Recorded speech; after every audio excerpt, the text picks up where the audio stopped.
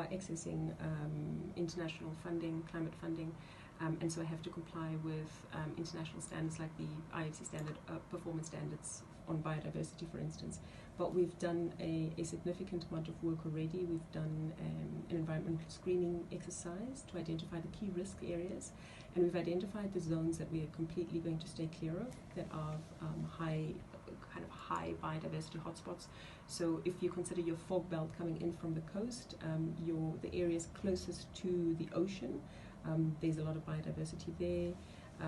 There's a spring in the park, we'll stay away from that, and so this is all in accordance with the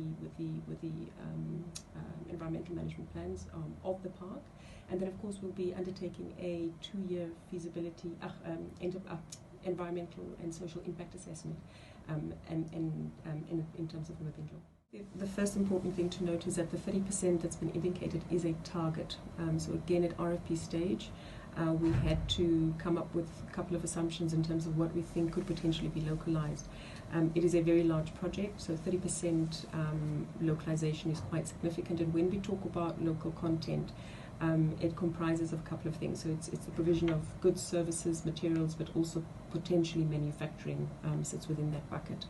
What we'll be doing through the feasibility period is taking that project configuration that I mentioned earlier, so our fully integrated green hydrogen project, and we'll be unpacking that value chain to determine exactly what are the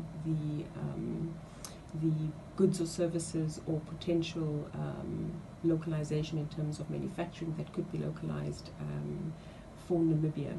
And so again, the opportunities are massive. And it does depend on each of the infrastructure buckets if we want to talk about what's possible. We know that we'll be implementing lots of roads, so civil construction will be key. Just on the wind side, we'll be building lots of foundations. That will be critical. The power installation that Hyphen is looking at is almost 10 times the current capacity that Namibia is producing.